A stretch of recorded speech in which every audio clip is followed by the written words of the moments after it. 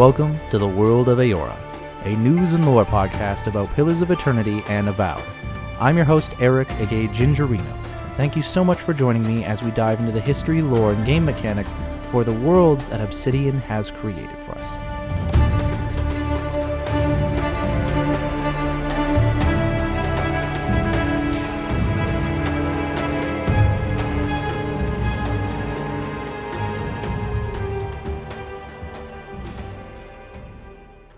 Hello everybody and welcome to another episode of the World of Eora. I'm your host Eric, aka Gingerino.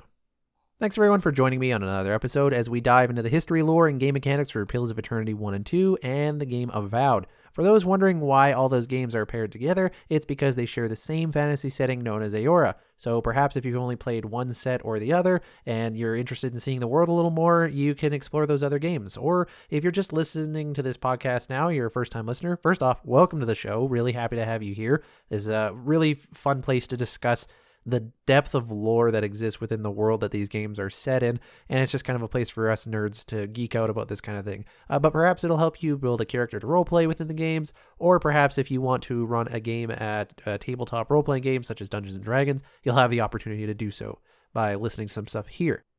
Now, I want to apologize in advance if I sound a little off. I am just coming off of being sick, so I'm still got some of those issues coming out of that, but I'm more than healthy enough to be able to do this as well. I apologize I haven't had an episode in a couple of weeks. I have stated previously that I'm going to do it every 1 or 2 weeks, but I've just been kind of wrestling with some personal issues, and so I didn't get anything last week, but I got something this week for you, and so that's what we're going to be doing.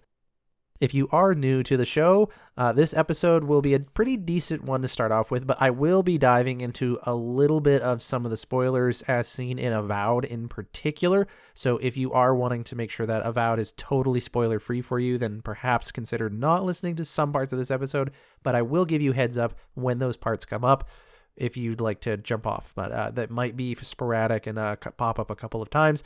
Just because on today's episode, what I'm going to be talking about is I'm going to be looking at the lore regarding the Living Lands before Avowed came out and asking, did the Living Lands, as we saw it presented in Avowed, line up with some of that lore? What some stuff was missing? What things were maybe we really interested to see but we didn't get to see? Or was there anything that was maybe perhaps contentious or conflicting about the lore before and after Avowed released? So obviously I'm going to be talking about some of the stuff we see in Avowed that happens as a result of the story in Avowed that we're correlating back to lore that we had previously. That's where to go from there. However, if you're new to the show and you'd like to listen to some other episodes, I recommend going to episode 0, and I signpost you to the other topics that are a little bit more foundational for this world. If you want to understand how magic works, how the cycle of reincarnation in this world works, what the different races, classes, and gods are of this world, then there's some other episodes that you can definitely listen to. With that said, before we dive into the actual lore itself, just going to see if there's any news to recap. The only thing really worth mentioning is that the summer update has released for the game of Avowed. So this is relatively decent news at this point. There were 3 major updates that Obsidian was going to release for Avowed. One was spring, one was summer, and one was fall, and each one had a number of things that they were trying to do. The most notable thing with this recent update is that they included map markers on the map, so you can place markers on things that you want to come back and visit or places that you want to go. Really handy quality of life tool, and I'm glad that they have it. As well, they introduced a whole schwack, 1 metric schwack, I believe, of new weapons and armor for you to collect throughout the game of Avowed. Now, I have been a little personally disappointed to find out that you can't really access these weapons if you've already gone to certain places in time within the game already. Like, for instance, there's a number of weapons that are available through vendors, merchants within the game. However, if you've already visited those merchants or vendors, it's appearing like you're not going to be able to access that weapon, these new weapons, in an old playthrough. And I don't know if this is intentional or not, or if this is something that Obsidian might patch later so that people who have endgame save files can go back and re-explore some of the Living Lands and get these weapons versus having to start a brand new file just to get new weapons. I hope Obsidian patches it. I could see them saying that well, no, we want people to start a brand new game and this is incentive for that. Personally, if that is the case, I'm not a very big fan of that. I think that's dictating people's time a little more than they would need to, but that's just my own personal opinions. I know me, I love this world, I love these games, and I literally am doing this podcast about this world. I'm not starting over a new save file just to get a bunch of new weapons. I'm simply not going to do it. I have other things to do with my time. I only get an hour, maybe two, if I really, really want to push for it, every other day to play games, and I'm not going to play a game just to get 14 new weapons that I can hopefully find online one day. So speaking of which, if you want to go on the Avowed Reddit, you can find a lot of images of what these weapons are and what they can do if you are interested in it. I'm really hoping for some screenshots of the item descriptions. That is really the only thing that I am tempted to go back and get these items for, because I do want to do an episode looking at the lore in these items. That being said, I am excited to do more of the game. Like, I do want to do another full playthrough, but I'm waiting for the New Game Plus. I mean, I'm still kind of going to replay the game anyway, so I'm going to try to find these weapons as I can, but I'm not going to do it just for that, if it makes sense. I am replaying the game in an attempt to get the final achievement for beating the game on Path of the Damned mode, and so I can get some of the lore through that by looking at these the weapons and vendors that I haven't yet accessed. So, I'll still be able to get to it eventually. But regardless, I am hoping to do an episode where we go through some of that stuff. I am excited for the last update later in the fall. That is going to have New Game Plus mode, which I am going to use to basically just rinse and repeat through the game and hopefully collect every item and then max out their stats and then just have a character who has everything and has played the game multiple times. That's the dream. Whether or not it happens, I don't know. There has been another issue that's been cropping up since this latest update. I don't know if it's specifically related to the update or if people are just now being more vocal about it, but there have been a lot of crashes, I think particularly on the Series S console with the game of Avowed since this recent update came out. There's been a lot of people talking about how the game crashes at multiple points or at certain points, and so I don't know if this new update introduced something that caused that. Hopefully that gets fixed real soon, because it was an exciting update to have, and to have it kind of also come alongside all these issues, I don't think is necessarily the best thing for the game, obviously, and I think it's also probably discouraging for the developers who've worked really hard to give us a quality update. So I really like the work that they've done, and I'm excited to see what else they're going to do. Hopefully these issues can get patched soon, and everyone can just celebrate the awesome stuff that's in the game and keep moving forward exploring this world. But yeah, so that's enough of the intro. Let's dive into the actual lore today. So we're going to be looking at the Living Land specifically before and after Avowed released. Half the locals would arrest you for trespassing and the rest would kill you outright. I'm curious, what exactly did you find there? So we're going to be going through a number of sources for looking at the Living Lands. One specifically, I'm going to be looking at the Living Lands in the Pillars of Eternity guidebook, which is like an actual officially published book about the lore of this world. As well, I'm going to be looking at a number of things that we saw in Pillars of Eternity 1, such as a few books and in-game documents that you can pick up about the Living Lands, as well as some unique item descriptions for items that you pick up in the Pillars of Eternity games. I'm not going to be looking at every tiny detail of Living Lands related lore from those games. I'm just going to be kind of focusing on some of the major ticket items, such as a book called True Stories from the Living Lands. There's going to be some items like Drinking Horn of Moderation, Bile Stompers, Magefolk Skull, Drawn in Spring, and Half-Mast. Another book, The History of Eora, that talks about, we'll get into it as we go. So yeah, a couple of books and a couple of things like that, and some in-game references. But starting off with the Collector's Book, which I said an actual published book about the lore of this world, which I have found very helpful in developing a tabletop role-playing equivalent of this world using like 5th edition kind of rules and mechanics. There's one very small paragraph here describing different regions within the world of Eora, the Living Lands being one of them, and it's described in this book as a large mountainous island far to the north of the Adirian Empire. It's diversely populated, meteorologically variable, and most of the permanent dwellers settle in the southern mountain ranges where valley basins offer unique opportunities for farming and exploration. The Living Lands get their name from the fertility of soil and abundant growth of strange plants and animals in the seemingly endless valleys that span the island's interior. Eccentric locals boast that they come from places where, quote-unquote, anything grows. Less is known about the isolated settlements to the cold north, where the eccentricity is rumored to go further than normal. So that's all the lore that we have in this one book, the official published lore for this game, and it seems pretty consistent with what we see in Avowed. A large mountainous island. You can see this if you're like getting a look at the horizon of the skybox. There's mountains and valleys everywhere within the living lands, as it is described to be. That also really helps, I think, for creating different zones and biomes within Avowed for us to play. It is to the north of the Adirian Empire, which does also seem consistent with what we saw in Avowed as well. Meteorologically variable. I don't know that we necessarily got that showed to us in game. I don't know that there was a massive change in like the weather patterns and weather systems. There was obviously a massive shift in terms of the biomes that we were in. Like you start off in Dawnshore, which is like a rich forested area, and we can move on towards like a more swampy forested crumbling area of the Emerald Stair, and then we have the actual desert region of Shatterscarp, and then the volcanic region that is Galawain's Tusk. So I do believe that like the local topography and geography is different, but as for like the meteorology of it, which I'm interpreting as the climate, I don't know that it was very varied or that it felt very varied, right? Like I don't recall playing the game and then there was some rain that would show up. I don't recall snow happening at any point in time. And that's not to say that the lore of that world isn't still like that. That might have just been something they didn't focus on in the game of Avowed. And I would argue that Obsidian doesn't really need to do that. You know, like you don't need to make a game super hyper realistic, or you have to make it incredibly detailed so that every tiny triangle within the game is consistent with some lore thing. You know, you don't have to do that kind of thing. I've been recently watching Annie Austin on YouTube, and he points out that like in Grand Theft Auto, sometimes they have things like, you know, electrical wirings just connect to really stupid places on houses and stuff like that. And it's perfectly fine because it serves the function that it's there to do. Like you don't have to like get really granular on every tiny detail of game development, because sometimes that can actually withdraw from quality game development in the areas where we're actually supposed to be paying attention and engaging with.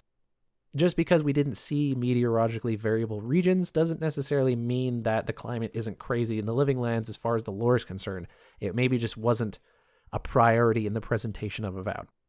Most permanent dwellers settle in the southern mountain ranges, also consistent with what we saw, with unique opportunities for farming and exploration. The farming was definitely very on point. When we get to Emerald Stair, that whole area is meant for agricultural purposes, really. And so we get to see that very firsthand. There is a fertility of soil. There is abundant growth of strange plants and animals.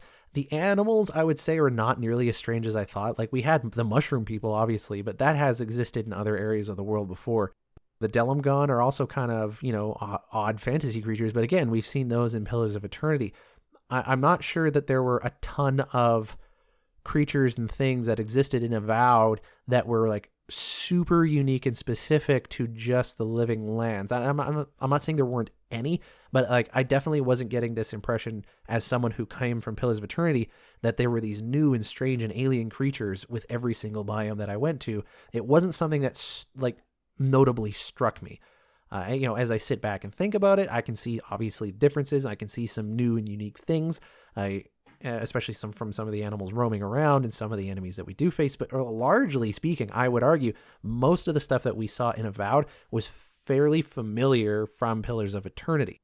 So I don't know that Avowed was necessarily really translated that lore to people as they were coming forward. But the only people who would notice that difference are people that came from Pillars of Eternity. And again, I think this is one of those things that it didn't necessarily the developers had to do. I think that there's only so many enemy varieties that you can come up with when you do create a game, especially a game that, you know, might be as demanding as Avowed, which isn't incredibly demanding is what I'm saying, but like there's only so many things you can make within a certain size of a game that you want to create. So I do think that perhaps there could have been some more creatures and enemies that were very unique to the living lands that we've never had any idea of before. But that being said, there was such a wide variety that they created in Pillars of Eternity. Like, how insane would you have to get? Like, you know, how weird and fantastical would some of these enemies have to get in the living lands that they didn't already do in Pillars of Eternity 1 and 2, because they made such a huge variety of creatures. So that might have just been a problem there, is that there wasn't any newer ideas that they had for that. I'm not saying Obsidian couldn't have come up with anything new and that they shouldn't have. I'm just saying that obviously that might have been one of the obstacles that could have happened here. So other than like a couple issues, I think that this like main blurb about the Living Lands still holds true to what the Living Lands is supposed to be like. Large and mountainous with a variety of different biomes, maybe not weather patterns, but a lot of different biomes that people can live in. And the description of where people settled and how they were living in the Living Lands seems to be consistent there as well. Another short blurb about the Living Lands happens when you're in character creation mode. So when you are creating a character in Pillars of Eternity, you get to decide on a background, a place that you are from in the world. Because in these games of Pillars of Eternity, where you're from has an actually rather large impact on the culture you were in and what you think and how you feel about stuff. When you went to click on the Living Lands or select it for your character background, it would give a small blurb of what it was like, and it was described as this. The Living Lands is a mountainous region of a North Island renowned for diversity of plant and animal life. Its weather is unpredictable, and its ecosystems vary dramatically from valley to valley. Living Lands are home to an assortment of races and variety of colonial and independent settlements. So that's fairly consistent with what we just read. This one does specifically mention ecosystems varying dramatically from valley to valley, and I do think that was decently represented in the different biomes that we explore in the game of Avowed. As well, if you look at the overland map, I think that there was the potential for a lot of other weird places to exist that we just didn't get a chance to explore, or might not happen until Avowed 2 if there is going to be such a thing.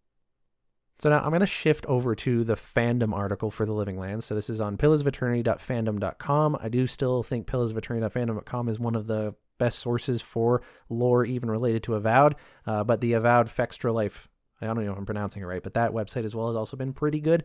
But obviously we're looking at Pillars of Eternity lore today. So I'm going to be going through that article and seeing what Pillars of Eternity era lore we have here that we get. So starting off in the geography section, it states that the Living Land gets its name from fertility of soil and abundant growth of strange plants, which we've already read about. The continent's known for being extremely meteorologically variable: rolling hills, valley basins, blackwood forests, dry dune-covered deserts, rocky cliffs, and boiling mineral springs, etc., etc. So just a variety of different biomes, which we kind of saw. Trolls, giant insects, and giant plants are among the known and rumored creatures in the fauna in the Living Lands, which we're going to talk about later when we read true stories from the Living Lands in a second. But I don't recall seeing a lot of trolls. We did see big insects, and we did see giant plants, kinda, in the sense of the dank spores or the spore creatures, the little mushroom enemies. But I had no trolls that I recall. An ogre every now and then in the form of like a mini boss.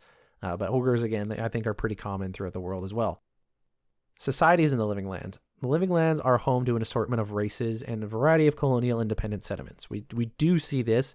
Dawnshore was a settlement that was started by people who were just trying to escape the lives that they were living in previous places. And so this was kind of a place that didn't really have a formalized government, and it's kind of just getting introduced now or a little more settled by the time we arrive in the game. Most currently inhabited outposts on the continent are no older than 50 years. And this is obviously lore that is happening before the game of Avowed, so they might have been there a little longer by the time we get there. But it's very true when we talk to people about the history of these locales in Avowed, these settlements, these cities haven't been here all that long. Like in terms of a location's long-standing history, and we can look at like Earthworld equivalents to this, like being less than 50 years old is not a very long time to exist. Like that's long enough, that's short enough of a time that a person could have been there for a founding of a town and lived a full life and still maybe not even hit their retirement years yet. So like it's still pretty early life for these settlements to exist.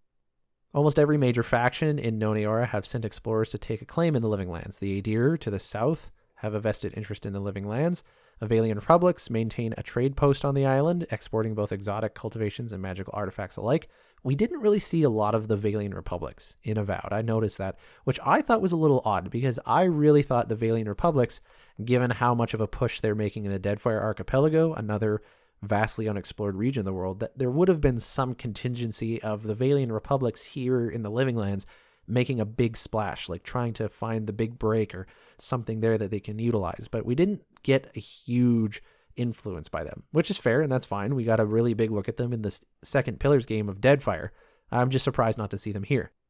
The racial mix in the region is extremely diverse, though not necessarily harmonious. Dwarves are very common even among the mix, and that's just true throughout the entire world.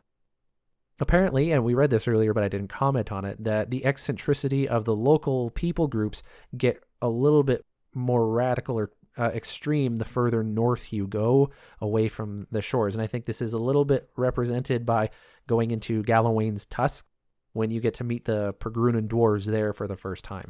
The eccentricity of their society is, I think, a little bit more extreme than the people that are closer to like the shoreline there, where there are port cities and stuff like that, which I think is also, pretty normal in the real world as well. Places that are less accessible tend to form their own unique subcultures and societal values and norms, etc. So I think that's pretty normal to expect, and it is consistent as well with what we see here in the Living Lands. Mage folk are rumored to have built cities in the Living Lands. We'll talk about that in a little bit, about what a mage folk is and whether or not that's something we do see in the game of Avowed, but it'll kind of relate to some stuff that we see spoilery, and I don't want to get into the reasons why so that no one accidentally figures things out. But yeah, that's what we have to read about the society. And there's not a lot substantially, I guess, whatever. There's not a lot of substance here to really grapple onto to say that it's very similar to what we see in Avowed. It's pretty broadly in terms of brushstrokes across this whole thing. A lot of the stuff we can see in other areas of the world, but it does seem to be pretty consistent lore so far. But now let's start diving into a little bit more of the granular stuff, like actually looking at specific books and item descriptions in Pillars of Eternity that talk about Avowed in specific regions or facets or ideas, and see, is this consistent with what we saw? Now, I want to move forward with this. The game of Pillars of Eternity and Pillars of Eternity 2 is a vastly different game than Avowed, which means the presentation of the world is also going to be different. And so we're going to be reading about this lore from Pillars of Eternity, and there is going to be some stuff that is missing, that is not congruent, that just wasn't brought over. And I want to make a disclaimer right at the start, right? That is not me saying that I think that Avowed or the Living Lands presented in Avowed is bad. I think that Living Lands as presented in Avowed is a vastly different form of presentation than we would see as something in Pillars of Eternity, which is not only from a different camera perspective, but also heavily reliant upon the written word, where our imaginations can fill in the blanks. And so I think that because they are presented in a much different way, that we shouldn't expect there to be that same level of detail that we saw from a cRPG to a more action-based RPG. So I personally speaking, and I think that the Living Lands is presented actually very well in Avowed. That's my own personal opinion. I know there's differences in the Pillars of Eternity lore, and I expect that. So I just want to make that disclaimer in case anyone hears all these differences or hears of things that weren't included and go, man, Obsidian, why didn't you put this stuff in? It's because it's not within the scope of practice, right? That would be my argument, is it wasn't in the scope of what should be in the game to make the game fun. Yes, it would have been cool if X, Y, or Z was brought from Pillars of Eternity lore into the game of Avowed, but then maybe you wouldn't have got this certain weapon class. Like the Wands, for example, very popular in Avowed, but the Wands were kind of a last-minute thing that got brought in because Josh Sawyer said it would be a cool idea.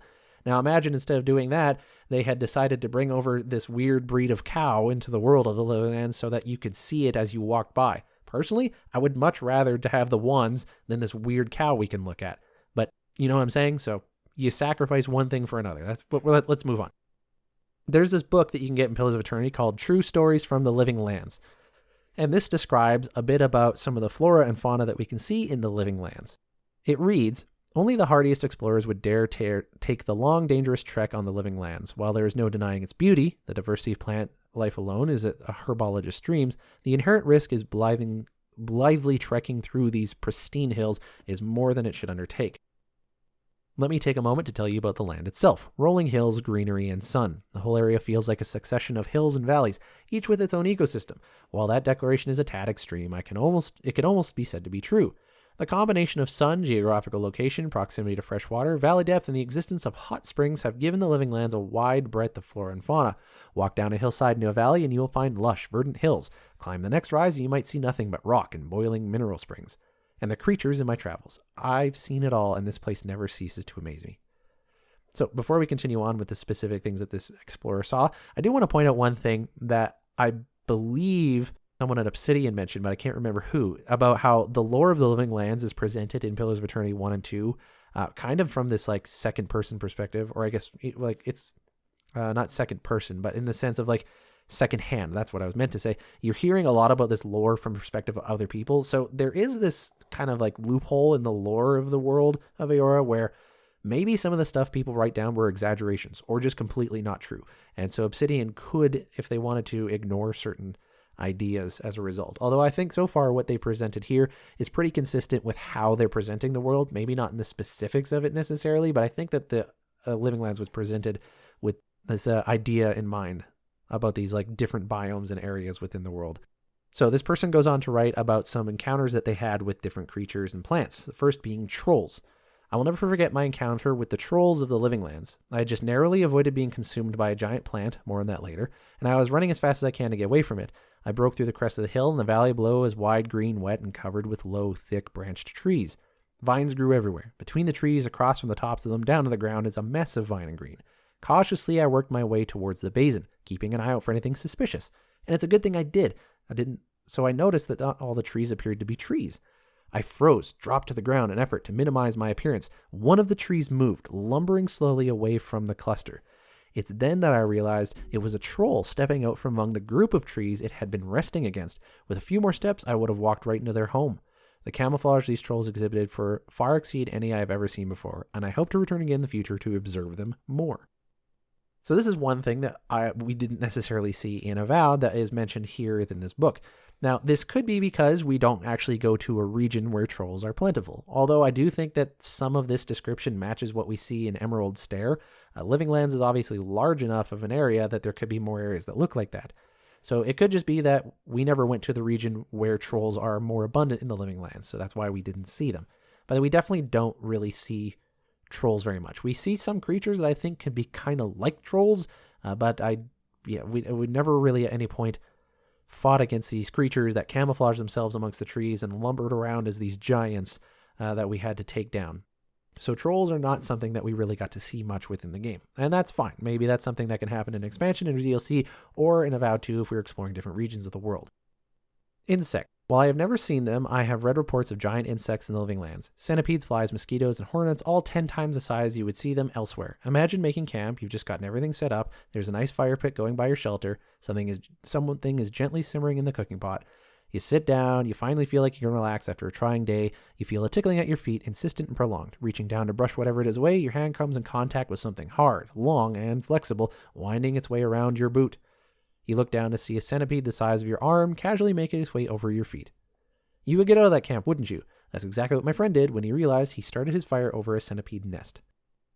All right, so while we don't necessarily see tons and tons of insects that big all over the place, there are definitely large insects, which do exist elsewhere within the world of Eora. Like we see these massive spiders that exist, but you do fight big spiders that size, I would argue, in the Pillars of Eternity games as well. But it's very clear that there are these large insects roaming around in the Living Lands, and we see them in Avowed. And I don't recall specifically if we see big insects in the background or like just as like in the environment kind of walking around. As an arm-sized centipede, for example, like in real life would stand out and we would notice it from far away. But in a video game, I think you could almost write that off as just a bug on the wall, because your arm actually isn't that big in the game when you actually look at the scope of it, especially compared to the other creatures you're fighting. So it very well could be that there are large bugs like that walking around in Avowed, and I just never noticed them. But we do see some specifically enemies anyways that are insects, and they are rather large. And we actually see a pretty decent variety of them. Although the first thing that comes to mind for me is like the big elder bugs and things like that. So this was definitely something brought over. And that makes sense that this would be brought over to Avowed. The trolls, you can argue, are something that you would see in maybe a different region of the Living Lands. But insects, they tend to kind of cover entire regions. You know what I'm saying? So it wouldn't make sense to argue that we'd only see insects in certain regions. So I'm glad that Obsidian included large insect enemies in what we saw through Avowed. Plants. Lest we forget, and do not let your guard down around plants. I had discovered a wonderful collection of giant flowers. They were bright pink and grew in circle around a central stalk. What an aroma. I lack words to describe how delectable it was. Sweet, fruity, and light with just a hint of something tangy. Looking closer, I saw some berries growing on the stalk in the center of the flower. I had just moved to have them, so I started pushing my way through the flowers, and then the vines growing on the base of the plant began to twitch, and the blooms turned towards me. In that moment, I realized the blooms weren't actually flowers, but hinged jaws. I had been fooled by the camouflage. I quickly retreated, pushing my way back out just in time, and the blooms slammed shut. If I had been standing there trying in vain to reach the berries, I wouldn't be writing this book today. So there's a kind of a two things here I want to notice. One is that there is this large variety of plant life that exists within the living lands, and I do think that that is actually very well representative as we see in Avowed. I think that there is a lot of variety plant life that is presented in Avowed, and not just in terms of like the aesthetic, but also the game environments. Like when you go to a different biome, you have different resources that you can collect for upgrading your stuff. It's not just, the same plant from before, but with a +1 after it. It's a variety of different plants and plant life that exists. We don't ever, however, run into any of these like man-eating plants that seem to like come at us in this regard. There are, like I said, there's the spore enemies, but I don't think that's the kind of thing that this is really actually going for when it talks about these plants that could devour you. I'm thinking more of a Venus flytrap kind of thing. And we don't really run into a ton of stuff like that in the game of Avowed. Again, that could be a regional-based thing. I would expect to see something like this in the game of Avowed, at least maybe a region-specific version of it, but we don't really see a lot of it. However, maybe that could be explained through the introduction of like the Delimgon. Perhaps they destroy certain plants like that so as to like make an area safe. I don't know, but whatever. You could find ways to logistically justify that, and I do from my own personal headcanon, and we could do that here, but maybe that's a different episode. So yeah, we do see a variety of plant life, especially fungal, because of what's going on in the game of Avowed. But as far as these dangerous plants go, I don't recall really seeing a lot. I think we see some really interesting plants in the form of the throwable objects you can have, such as Mogren's Fury or the Eye of Remergon, things like that. You have these literal plants that you can throw and they explode in a fiery blast. Like, that's pretty dang cool if you think about it from a fantasy perspective and a gameplay perspective. You could just pick up these little fireballs wherever you go. That's an interesting idea from a plant-based perspective, and they are dangerous plants. Like you could knock it down and light yourself on fire. So like there is some of that danger there. We don't see the Venus flytrap specifically, but hey, again, maybe that's further inland in a different biome. So that was True Stories from the Living Lands. It's at this point in time, I'm going to start getting into the lore of a little bit more of the metaphysical lore or unique and interesting lore. Interesting, I guess, depends on your subjective interpretation of this stuff. But I'm going to get into spoiler territory is what I'm about to say. So if you really don't want to have any spoilers about Avowed, now would be the time to jump off the episode just in case. Because I'm going to talk about some stuff that is revealed through the critical path. It's not like the end game stuff, but I am going to be discussing some spoilers through Avowed. So, you've been warned.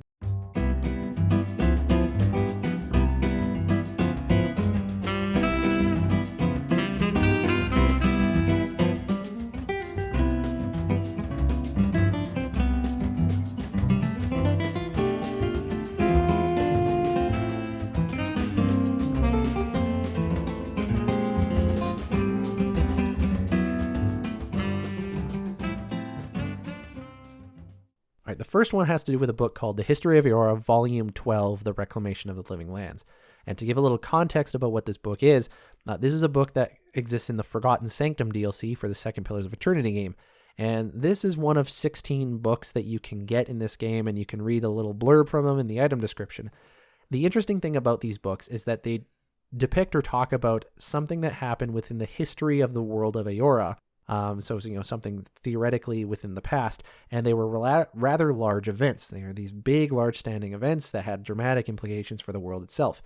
Now, the interesting thing to take of note is that these books were in the possession of the Hand Occult, which are famous for revising history and editing books to revise history. So there is the chance that anything we read in this one little book here could be falsified.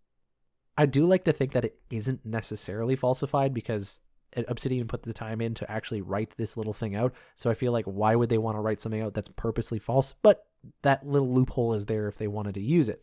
But I think this one's an interesting one to read, especially because it does have something to do with the Living Lands and what we experience in the game of Avowed. So this one is the Reclamation of the Living Lands, and it reads, "The forces of the faithful left a deer with an exhortation from the Hayam May Queen still ringing in their ears. Let not the sullen wild people of that lawless continent continue to suffer beyond the guiding hand of the queen that was and shall be again. Deliver them of their savagery that they might join us in civilization and reap soon the rewards of their newfound piety. As your queen demands, so too do I. Take up the burden of empire. Free them from themselves." So this book, Volume 12 of the History of Eora, really, if you've played Avowed, you'll kind of recognize this pretty quickly. It really lines up with some of the narrative we're seeing in the Living Lands. Now, is that coincidence? Is that prophecy from something in the past that's coming true now? Or is that something that happened in the past and it's just a reoccurring again because history does repeat itself? Because we're seeing something that's very, very specifically lining up with what we're seeing in the Living Lands. So one thing also, from the lore perspective, I'll bring off right from the start. Forces of the Faithful left Adir. That's the empire, the nation that you, the player character, are from, and one of the major factions that we interact with through Avowed. They left Adir with an exhortation from the Heamei Queen still ringing in their ears. The Heamei Queen is their Adiran tongue name for their queen, the illustrious queen. There's a king and queen of Avowed, or not Avowed, of Adir, and that's the name of the queen in this world. Now, I don't recall if the king or the queen are the ones that issued the command to the Adiran Empire to come to the Living Lands. I do remember hearing a lot of people talk about the emperor, which would imply the king, but I do also recall there being a lot of talk about the queen, and there is even a statue set up in the town of Paradise dedicated to the queen herself.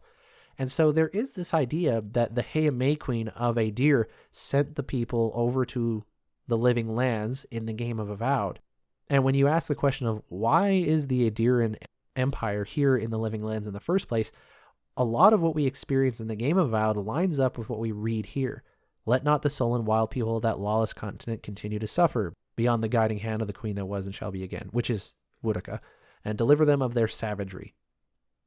Take up the burden of the empire, free them from themselves. It really seems like the queen is sending over people from Adir to the Living Lands in order to bring civilization to the savage, lawless frontier that is the Living Lands, to turn these savage people into civilized folk. That's kind of the campaign that she's issuing to the Adiran people. And when you're talking with the Adirans that are here colonizing and settling in the area of the Living Lands, it really seems like that's the attitude that they have. Like, this is their mission, that they are here to bring order to a chaotic area. Maybe a chaotic area that didn't necessarily ask for it, but that's their campaign and purpose regardless. And so it really seems like this is something that is lining up a lot with what we're seeing in the game of Avowed. And it might not be the Adiran people. It also could be the Steel Garrote. The Steel Garrote is a paladin order. They do originally come from Adir, but they are technically their own entity. And they are heavily, heavily associated with the goddess Boudica. And here in this blurb, it says, let not the sullen wild people of that lawless continent continue to suffer beyond the guiding hand of the queen that was and shall be again. Deliver them of their savagery. And the queen that was and shall be again is a title attributed to the goddess Boudica. So it sounds like the Heamei Queen, the queen of Adir, might have sent either the Adiran Empire's forces over, or she might have been the one to send Inquisitor Ludwig and the Steel Garrote over to the Living Lands as well. So the lore is kind of open to interpretation of one of those two things definitely happening as outlined in this book. Now, here's the really fun part to think about, is that this book was written before the events of Avowed. And we don't hear a lot from the other Adirans or from other people that, oh, Adir has been here before hundreds of years ago and they tried to do this thing a long time ago, right? Like, we don't read or hear a lot about that before. And so it seems almost like the events of Avowed are lining up with the thing written in this book, which would imply that this book, The History of Eora, Volume 12, is prophetic. It is predicting the future in some way, shape, or form. Now, is it prophetic in the sense of it's actually prophetic, like a person got a vision and they wrote down what they saw? Or is it prophetic in the sense that they were predictable, as they're like, oh, well, if you look at Adir, they're the type of people who might do this thing, and so they wrote down what they think might happen, and it just happens to be coming true. But if you read a whole bunch of other books that look false, they just look false. But this one just happened to be true, right? So don't know necessarily, and obviously Obsidian can use that to their advantage or not. I myself have kind of believed that as far as Obsidian goes and their intent behind some of the books that we see in the History of Eora anthology, that some of those books are in fact actually prophetic. They are predicting future events revealed to them in some way, shape, or form. Now, obviously, it's just a video game, but it's still, that's what I think. I think it's a prophetic book, and this supports that theory of mine. So there we go. Next item I'm going to read is called Magefolk Skull, or Magefolk Skull. That's always how I pronounced it. It's Magfolc. Magefolk Skull, as it's pronounced in Avowed anyways. This is a helmet in Pillars of Eternity. It's just a big skull that you can wear. You get it from the White March Part 2 expansion from the first game. And this one is really interesting, and it ties a lot into Avowed. And it reads, Magfolk, or their remains, have been found on most of the known continents of Eora. In the Living Lands, they are rumored to have built cities with great towers that reach beyond the clouds. This helm was recovered by an explorer who claimed to have plucked it from the burial chamber of a Magfolk prince. Now, I remember talking about this one a lot before Avowed came out because of the nature of what the Magfolk are and the idea that they would have a society. So let me expand a little bit for those who are maybe a little unfamiliar or you're not entirely sure what a Magfolk is. A Magfolk, we see them in the game Avowed, and because I'm in the spoiler territory of this episode, I am going to talk about it. They are things that are created by the gods for a specific purpose. They can be a creature or they can be kind of mechanical like we sort of see in the game of Avowed, but they are created beings by one of the gods. They are specifically created beings for a specific purpose, right? Like they weren't just created to be another part of the ecosystem. They're not just this creature that it came into existence through the means of evolution or something like that. They are things that were created by one of the gods for a specific purpose. So a god might create some magfolk in some form. It depends on the god and how they will create the being, and they were sent there for a purpose. In the game of Avowed, Boudica, the goddess of rightful rulership, law, justice, vengeance, and some other things, she sent over her magfolk, as we see in the game of Avowed, as they're presented in their aesthetic and all that, to essentially eradicate the people groups there and destroy the entity that exists in the Living Lands, the deity that exists there. And so those magfolk were created with that specific purpose. Go here, destroy everything, pretty much, that has anything to do with these people or their god. And so that's what magfolk are. There's a lot of other lore about magfolk, and I've done an episode on them that you should check out. Like they have to be within a certain proximity to Audra stones in order to be connected to their god, which gives them purpose. They also can suffer from some weird insanities. There's a lot of interesting lore around them that we can talk about. But the essential thing about what they are, the little elevator pitch of what they are specifically created things for a very specific purpose. But they're not just robots or machines. They can anyways have a level of sentience to them as well, as we see when we read the Magfolk orisons from the Garden region of Avowed, where you can see that the Magfolk that came to the Living Lands that were created by Boudica, they struggled with identity when they had kind of like done their purpose up to a certain point, but they weren't connected to their god anymore, their creator. They really struggled with like, who or what am I or what are we? But as far as this lore goes, the Magfolk skull, which is talking about there being cities and great towers that reach up to the clouds, and there even being a Magfolk prince. I remembered musing about this before Avowed came out, asking, why would Magfolk have this, right? Like, why would a Magfolk society exist? Why would there be a government structure? Why would they create architecture and build cities? Because if they're built for a specific purpose, then a lot of the things that they do would just be to fulfill that purpose. I argued that the Magfolk in the Living Lands might be Magfolk made by Halia, because she's a goddess a little bit more towards creativity and discovery and expression in that kind of a sense. So perhaps she created Magfolk specifically with just the purpose of building a society because she thought it was beautiful. But as it turns out, when you play Avowed, you find out that these Magfolk that came to the Living Lands after they had kind of completed as much of their programmed function as much as they could, they really struggled with identity. They started to actually form a society to give themselves purpose and meaning in life. So they started to form these weird, societal norms and this culture almost. And there was even schisms within that culture. And they started developing, little settlements of different Magfolk and what they thought about stuff. And that explains where this lore comes from. So there really could have been Magfolk cities that existed in Living Lands. I don't remember seeing a great tower that reached beyond the clouds, but that could just be hyperbole on the author's part or something like that. And there even could have been a Magfolk prince, as these Magfolk people, these creatures, these things were developing their society. They were coming up with hierarchies of like which individual has a little more power amongst the rest of us, even though they kind of had a weird approach to the identity of the self and the view of themselves. Regardless, it was interesting to see this lore written before Avowed and kind of theory craft what it was about and then see exactly how it came out in the game of Avowed. So I was really happy to see this lore kind of be addressed in the game of Avowed. That was really, really well done, and I really appreciate the way Obsidian took that lore and ran with it.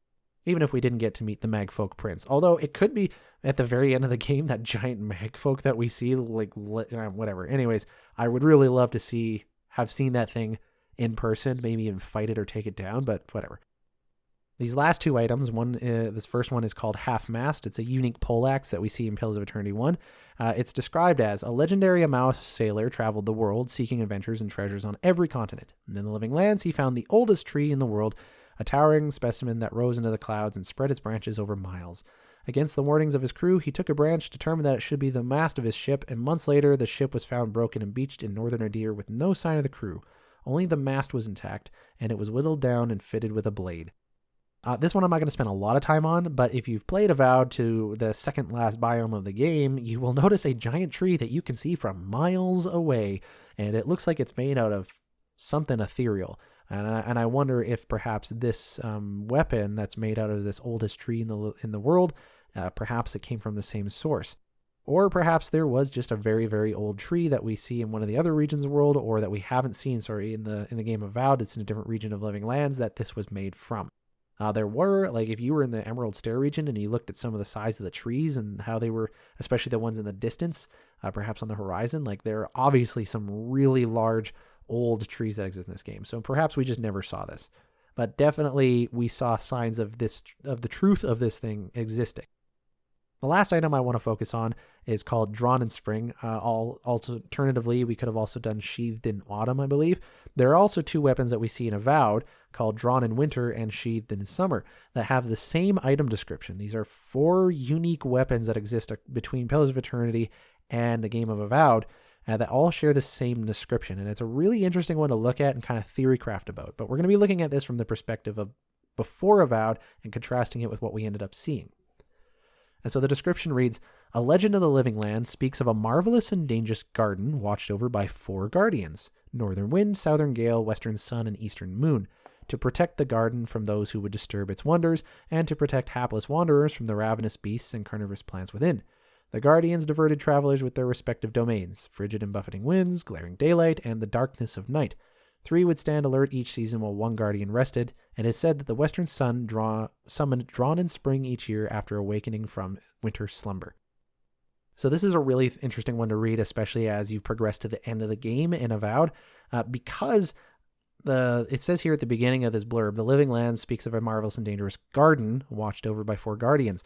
And there is literally a region of the game called the Garden. It's the final region of the game, and it's where Sapodal, the deity of the Living Lands, is imprisoned. And I feel like the lore written here and the game narrative that we see in Avowed is far too close and far too similar to just be coincidence or to be 2 separate things. If it is, I would kind of, personally speaking, I would not like that. I would think that that's kind of there would be a weird choice on Obsidian's part, but I didn't make the game, obviously. But I think it's very, very close and similar that I think that they're supposed to be referencing the same thing. And so there is this dangerous garden watched over by 4 guardians, Northern Wind, Southern Gale, Western Sun, and Eastern Moon. Now, we don't see these guardians at all, as far as I can tell anyways. In the game of Avowed, we don't even see one of them. So I don't know what these guardians are supposed to be and what their respective weapons have to do with any of this stuff. There is a guardian of the garden in the sense of, if you look at the Pergrunan dwarves in Galawain's Tusks and kind of what they have been brainwashed to believe about protecting the garden following Nandru and things like that. And you could even argue that when you're looking at the ancient memories of the Living Lands, that each one of the godlike people that you're accessing the previous memories of, that perhaps they were a guardian in some sense.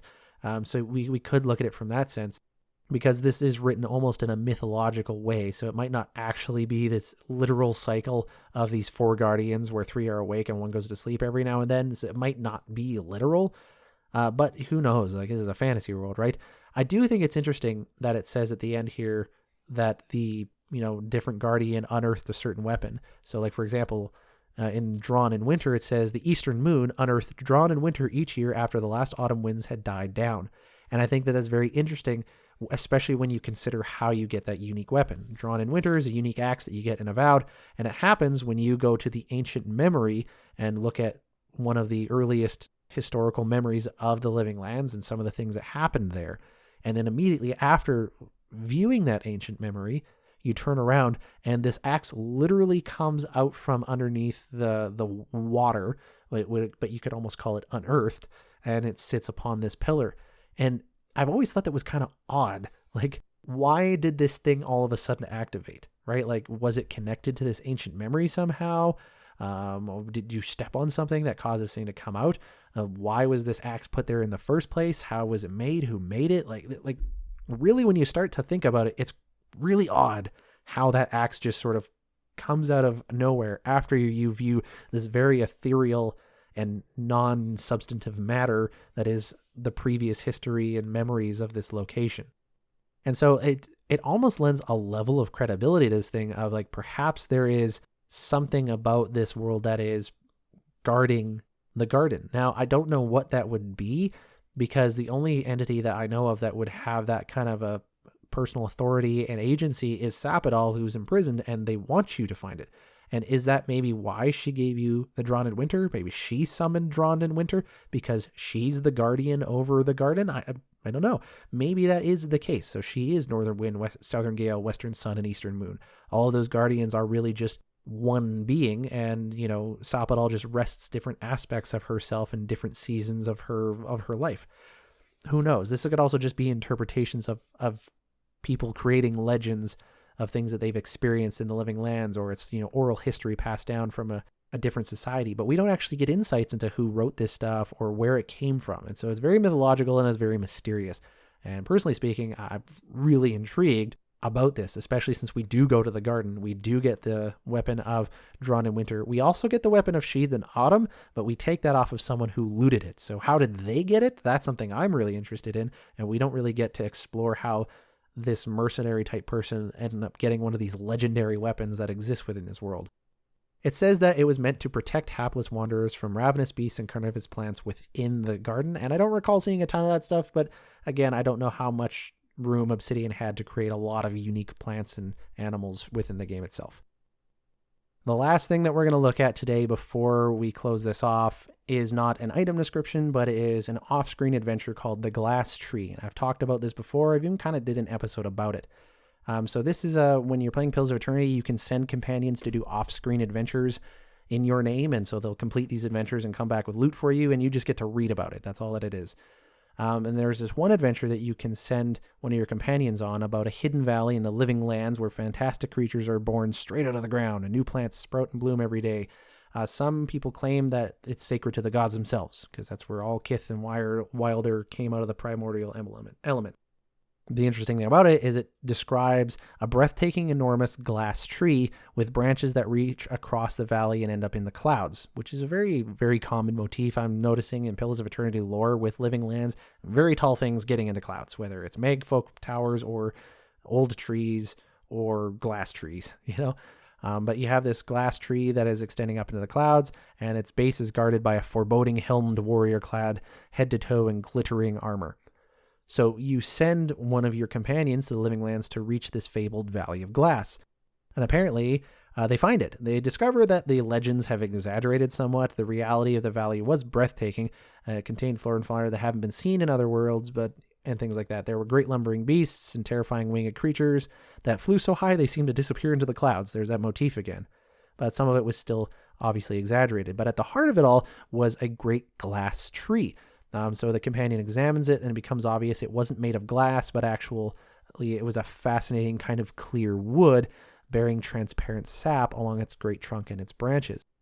The story of the helmed warrior, there was no warrior to be found, although the companion did find a pair of glittering gauntlets at the base of the tree, which they bring back, and that's your personal reward in the game for having this off-screen adventure happen. However, after the companion left, people who began exploring the area of the Valley of Glass, subsequent visitors reported that the flora and fauna had started to fade and disappear, and people speculated that the arrival of outsiders was causing the magic of the valley to retreat back into the depths of Eora. And so that's kind of a really quick overview of this off-screen companion adventure. And I think it's really interesting for a number of reasons. I mean, one, it's just a really cool legend about the living lands that we actually get a report back from a companion that, yeah, I found this mythological place. It was really breathtaking. It wasn't exactly like people said it was, but here it was. And the thing that I think is really interesting is the glass style wood. Because you get further into Avowed, you actually get some crafting resources called glass wood, I believe, or it's basically wood that looks like it's made out of glass. And you find this primarily in the region of the garden. Although technically you can, by Galawain's tasks, I believe, craft it. If you have crafted into the next tier, you can kind of create glass wood, but that's not the point. Anyways, in the garden, you're actually able to pick up as a resource off the ground glass wood pieces. And so this glass style wood, which is actually just a kind of transparent wood with transparent sap on it, does in fact exist, but it exists within the garden, which is supposed to be a hidden place to get to. And so I don't think we're made to believe that the companion got to the garden and that other random explorers have just gotten to the garden. I think this last bit of lore here that talks about how the magic of the Valley of Glass retreated from the area as people started to come in. Perhaps there was a region of the Living Lands that was more accessible, and now that magic has retreated to just the garden itself, but the garden was the source of that. And who knows, perhaps as Sapodal was increasing in her power and influence over the Living Lands before the Magfolk came in and started, impressing her and eventually imprisoning her, perhaps she was growing her garden that like we explore in the center of this entire game. Perhaps the garden was expanding over the Living Lands, and maybe the entire Living Lands at one point would have been covered in glass trees. But because it started retreating and, people were just maybe attributing it to people showing up, but maybe it was just going to retreat anyways. I don't know. It's interesting lore to look at for sure, and we definitely see hints of this stuff in Avowed. But that's everything that I wanted to look at for like item descriptions and things like that regarding the Living Lands before closing out this episode. So to summarize all of this stuff, I think that a lot of the Living Lands was conveyed pretty well in the game of Avowed. I do think there are some restrictions that Obsidian had to work with, which is why we don't necessarily see a lot of the things referenced, like trolls, for example, or the Venus flytrap monsters. We don't see a lot of them, and I think that that's justifiable on Obsidian's part because they had other things that they needed to do, and those can be region specific in other areas, and perhaps they would introduce them later. I do think there was a couple things that didn't necessarily occur that perhaps could have occurred. For example, a lot of the enemies we see in the game of Avowed are pretty common throughout the rest of the world of Eora, and there seems to be this common report that there are creatures in the Living Lands that don't exist anywhere else. And so I think having like specific, very standout fantasy creatures in each biome, or even just one across the entire game that is very never seen before, I think that would have been maybe perhaps something Obsidian should have done. And I'm trying to go through the list in my head now of different enemy types that we see through the game of Avowed. I feel like there was some unique ones, but as far as I can tell, they're all ones that we've seen previously as well. Now, perhaps as well, this lore can be justified by the fact that there are people coming into the Living Lands from outside, and Sapodal was imprisoned, and so she's retreating her magic, and maybe some of these more really crazy creatures just are not as common anymore, and that's why we don't see them. But I do think that was kind of a missed opportunity. I think that is something Obsidian definitely could, maybe even should have included, even though I think the rest of it necessarily didn't need to be included. Even something like the meteorological variableness, which is something we should have seen more of from a lore perspective, I don't even think justifiably needed to exist in the game. I think Obsidian's choice to not have the weather be crazy all the time everywhere you're going, I think that was a good choice for the sake of scope of game design. But not including really unique to Living Lands fantasy creatures that we have particular engagement with, I think that might have been a missed opportunity. But again, these are the Obsidian, they're professionals, and I'm not just saying that to say that to appease them in case I offend them. I mean that in the sense of you have to make choices on what you're going to put in your game design. If Obsidian is going to take time to create these really unique creatures and enemies in each biome, that's a lot of resources, a lot of time, and that means something else that we currently have in the game of Avowed would not have been included. We would have had to have one for the other kind of a thing. So that was a decision they made, and I really do enjoy Avowed, so I stand by their decision for it. I just, personally speaking, I think it would have been really cool to see something really brand new in that kind of a sense. But there is a lot already that is new within the Living Lands. But as far as the really intriguing endgame lore, the metaphysical stuff like the glass tree, the Valley of Glass, the Guardians of the Garden, and things like that, and the Megfolk City, I think that that lore was expertly alluded to and also implemented in the game of Avowed, which I think that was very purposeful. Like the Megfolk City, how do we explain that? They didn't have to tackle it in Avowed, but I feel like they did on purpose try to tackle what the Megfolk City was all about and how that stuff could come around. And it answers some questions I have about why would Megfolk create a society. And we actually get to see that happen if you dive into the orisons that you see as the letters in the end of the game. And finding glass wood as a like craftable material after we got to see that off-screen companion adventure. I think that Obsidian took those pieces of lore specifically and did a very good job implementing them into Avowed, but not in a like full complete way, and more of like a subtle, like here's the connection kind of a way. And you kind of just get to fill in the blanks as the player, as someone who's experienced this world a lot. And I really appreciate Obsidian's way of doing that. But I've talked long enough about this stuff. Let's close out today's episode and move on from here. If you find your trail has run cold, come to me with whatever you have. There is much I may be able to do for you. So thanks everyone for listening to today's episode.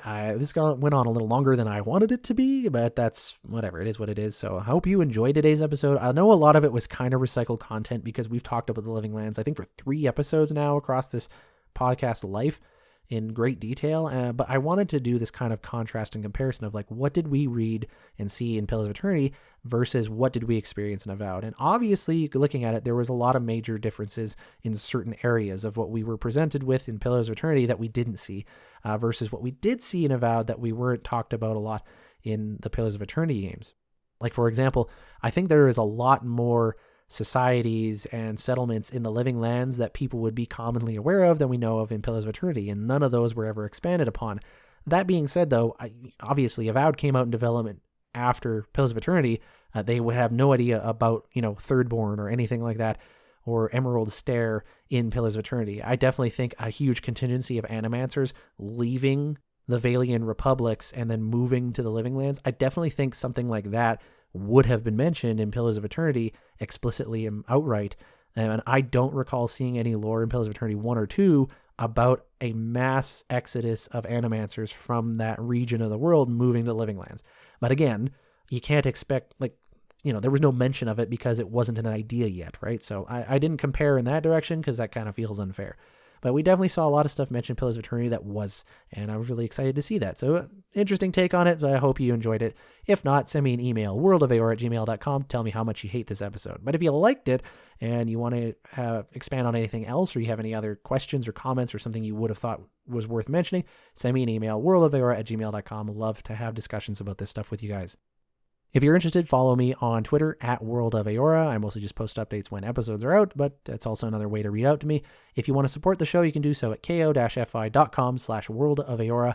I only have that up for people who find value in supporting the things that they listen to, but feel free to just continue to listen to this without doing anything like that. If you do want to support the show, but you don't want to do so monetarily, please consider engaging with the platform that you're listening to this podcast on, if such a thing exists, such as commenting on the show, answering one of the polls, or leaving a review on like Apple, for example.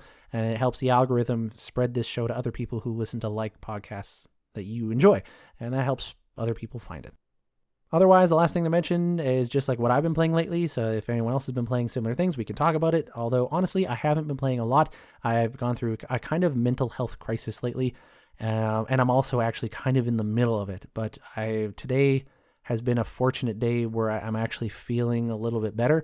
I don't know how I'll feel tomorrow. So I'm taking advantage of it right now. And I'm doing this podcast while I have the energy and mental strength to do so. But yeah, there's been a couple things recently that have really crept up, and it's causing some mental health issues that I do very seriously need to address, and I am doing so. So I haven't played a lot of video games. I did touch Wheel World and Wu Chang on Game Pass just a little bit, just to check them out, and they look really fun and promising, although I've heard some things about Wu Chang. My wife and I laughed at the jiggle physics on Wu Chang Fallen Feathers a little bit, because, of course that has to exist. But Wheel World seems like a game I could enjoy right now. I think it's the right amount of cozy, but also engaging, that I think it'd be something that would be healthy for me right now. But right now, I'm not really playing a lot of games. I just finished reading the book Dungeon Crawler Carl, which was given to me for my birthday, and I enjoyed that book a lot more than I thought I would. And I am definitely interested to see where the next book goes, but I don't know if I'm going to be sticking with the whole series. I guess we'll see how the next book goes if I do get it. But yeah, so that's everything on that end of things. Thanks everyone for listening to today's show. It's been fun talking about this from this perspective, and I'm looking forward to doing more content about stuff for Avowed and a little more endgame stuff now that, obviously it's been months since it's come out. I'm hoping that I can get screenshots or personally get my hands on some of the new weapons in the latest update so I can talk about the lore in those item descriptions, but for now, I don't have those yet, and that's fine. It'll happen when it happens. Thanks everyone for listening to today's episode. I've been your host, Eric, aka Gingerino, and I'll see you guys next time.